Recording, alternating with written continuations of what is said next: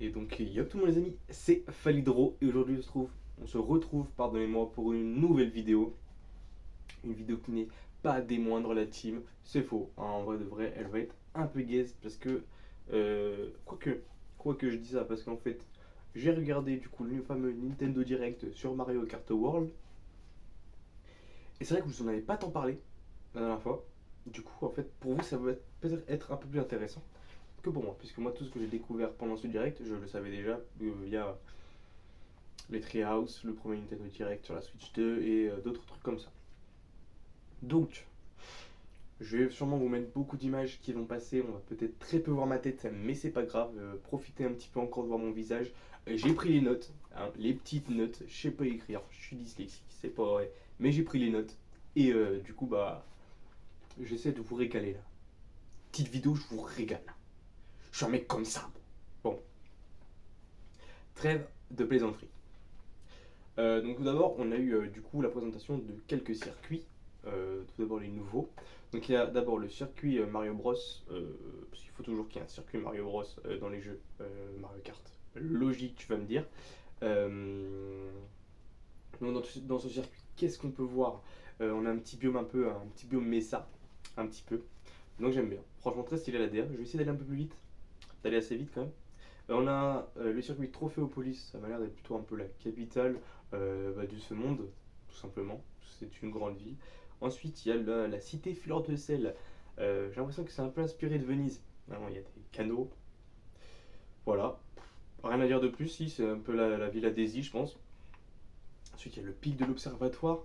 C'est tout simplement l'observatoire en fait d'harmonie, mais dans la neige. Bien marrant d'ailleurs, la petite scène où le pingouin il tombe de la falaise là en carte. Très très drôle, j'aime bien la ref quand j'étais les pingouins dans Mario 64. Très très sympa. Et ensuite, le cinéma bout, je trouve ça stylé de fou. Ça change un peu euh, des courses des fantômes de base. Celle-là, vraiment, le cinéma bout, t'es là tranquillement et d'un coup tu rentres dans le cinéma et dans le film carrément. Non, c'est cinéma. Voilà, tout simplement. Et il y a d'anciens circuits qui reviennent aussi, comme le GOAT, Usine Toad, que j'ai tellement kiffé. C'est faux, je la déteste cette course. Voilà, je l'aime pas. Mais elle y est. Il y a aussi du coup la plage Peach et enfin le canyon de Wario. Franchement ça régale. Les anciennes courses en plus ils ont dit qu'elles étaient refaites pour être dans cet open world qui nous régale. Il y a pas mal de courses. Donc ça c'est vraiment cool et toutes les courses sont jouables à la fois de jour et de nuit. Que demander de mieux? Sûrement qu'il y a des changements en plus sur certaines courses. Meilleur, tout simplement. Ensuite, ils ont parlé vite fait des personnages. Donc il y a les anciens, on les connaît tous, hein, Mario, Peach, Luigi. Voilà, hein, ils nous ont fait un petit pitch pour faire genre un petit pitch. Marrant. Ils nous ont fait ça en mode allez, vous montrez les anciens persos, vous connaissez pas Mario Kart. Après, c'est pour attirer les nouveaux joueurs, en soi, je peux comprendre. Mais bon, c'est un direct exclusivement sur Mario Kart. Généralement, c'est les fans qui vont voir ce direct. Mais bon. Après, il y a des nouveaux. Ça, c'est intéressant. Il y a le Goomba, qui n'a pas de bras, hein, je le rappelle. Hein. Il n'a pas de bras, le frère, il conduit. Il y a Spike et la vache. C'est les seuls, ils ont présenté, voilà, ils ont mis des noms dessus. Alors qu'on voit bien, hein, il y a le pingouin de tout à l'heure, ils n'en ont pas parlé. Il y en a plein. Hein, il y a... Bon, j'ai pas les exemples, c'est pour ça que je réfléchis fort. Mais je sais pas. Il y en a plein. Il y a la petite chauve-souris et le crabe que j'ai vu, et ça m'a fait bien rire. Mais voilà. Euh... Ah ouais, après ils ont rappelé qu'il y avait différentes stats selon les véhicules et les persos qu'on utilisait. Bon, heureusement ils ont laissé ça. Bon, ils ont changé, hein, y a pas, on peut pas modifier les roues et le glider. Il n'y a plus de glider, je crois. Attends, c'est des ailes sur le véhicule. Ok. Bon, un peu chiant de pouvoir pas pouvoir choisir les roues. Après, tout le monde prend les mêmes. Donc forcément, les petits rollers là, juste sur la couleur. Donc bon, c'est pas grave. Ensuite, ils nous ont dit qu'il y avait deux styles de course. Il n'y a pas que le Grand Prix, mon gars. Non, non. Le Grand Prix, il y a aussi la survie. Donc d'abord le Grand Prix. Donc c'est quatre courses qu'on fait dans, d'affilée, ouais. Surtout que là, dans les Grands Prix, maintenant, entre les courses, c'est pas des temps de chargement, non, non, on va à la prochaine course. Et ça, c'est stylé. Et ça compte du coup dans la course, hein, si t'es 24ème parce que t'as lâché la manette, bah cher, tout simplement. J'ai remarqué qu'il n'y avait que 7 coupes de présentées.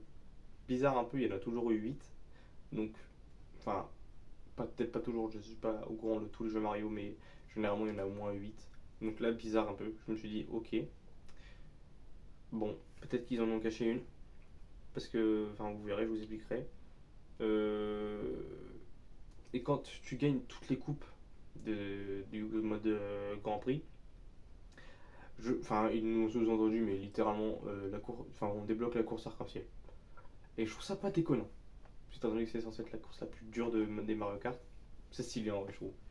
Et après, il y a le mode survie. Donc, tout simplement, c'est 6 courses en one shot. Vous les suivez. Il faut juste finir avant le top. Par exemple, entre temps et temps, il y a des checkpoints. En fait, entre chaque checkpoint, bah, ça enlève des personnes. Donc, si t'arrives après la 16e personne, bah, t'es mort. En fait, tu joues plus. Tu peux plus continuer. C'est stylé, en fait. Tout simplement.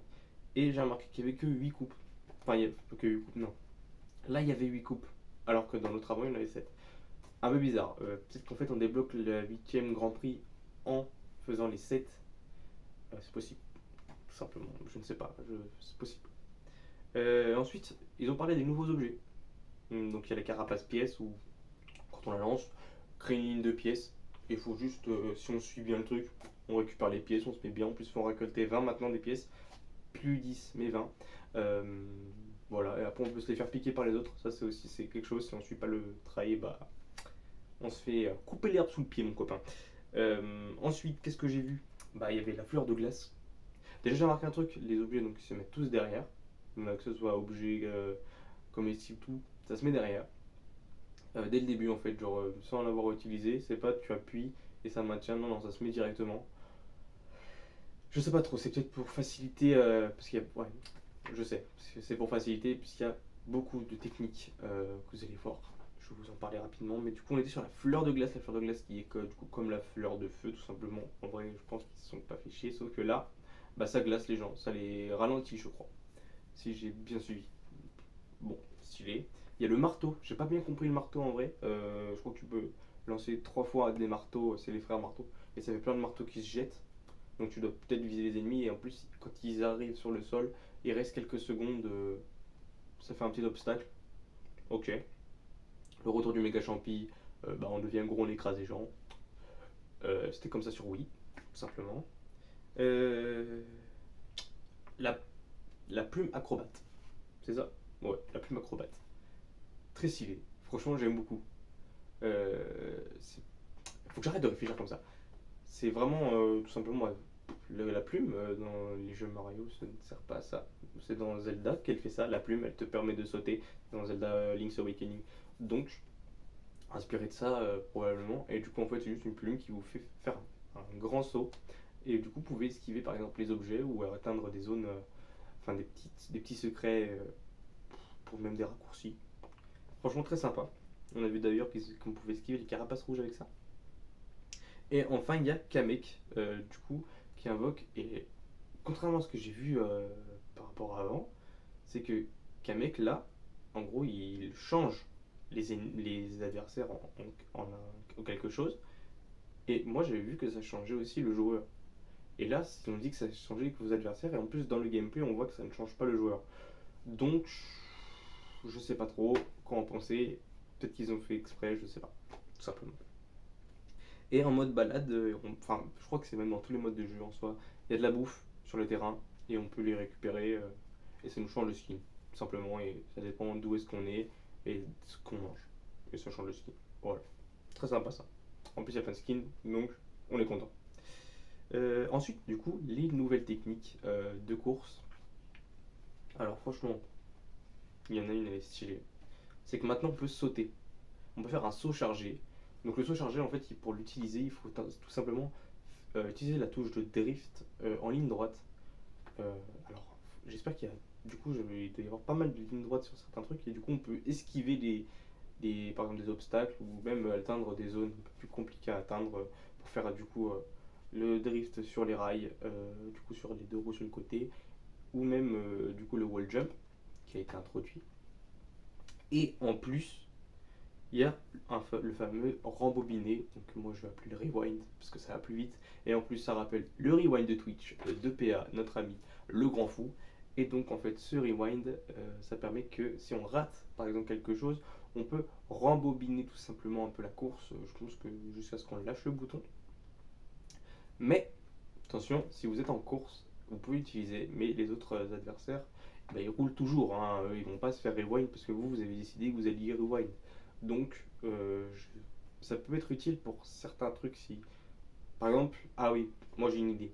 Vous venez de prendre les objets et vous êtes prêt à un éclair juste après. Je pense que ça peut être utile si vous voulez reprendre des objets pour repartir de plus belle.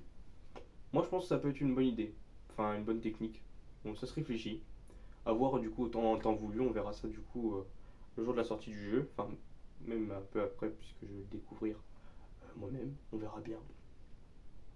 Et après ils nous ont parlé du coup des autres modes, donc il y a le retour du mode contre la montre qui avait déjà sur Mario Kart, sur les précédents, le mode versus, ce que là cette fois-ci il y a une petite variante, il y a quand on veut mettre en équipe, il n'y a pas que des équipes c'est pas que deux équipes, il peut y avoir soit deux équipes, soit trois équipes, soit quatre équipes. Franchement, bien trouvé, du coup, parce que 24 c'est un multiple des trois nombres. Pour le 2 et le 4, j'en avais pas de doute, mais pour du coup le 3, j'ai dû faire un calcul très compliqué, les gars. J'ai dû faire 3 fois 8. Et ouais, intelligent le frère. Donc voilà, très sympa en vrai. Je pense que ça peut même rajouter un peu de croustillant dans vos modes versus. Qu'est-ce que je fais là? Je suis en train de faire le présentateur TF1. Très bien. Je suis Camille Combal. Donc ensuite, bataille de. Il y a toujours le mode bataille, le retour. Enfin, si, il y était aussi, mais je jouais pas, donc je m'en foutais. Mais là, c'est cool. Et en plus, je crois que les terrains ils sont intégrés au jeu, donc c'est cool. Donc le mode bataille, pièces et ballons, la classique. On est content. Peut-être qu'il y aura des nouveaux modes. Et en plus, et du coup, rien à voir. Je vais vous parler du mode balade. Donc il y a des collectibles dans le mode balade. On avait déjà vu un petit peu dans les Treehouse et les gameplays qui ont été faits du coup pour les gens qui ont pu jouer à la Nintendo Switch tout simplement. Et donc on a vu qu'il y avait des défis là. Euh, il y a aussi du coup des pièces cachées, même des panneaux cachés. Je sais pas du tout à quoi ça sert. Ils nous ont pas du tout dit si ça récoltait les choses.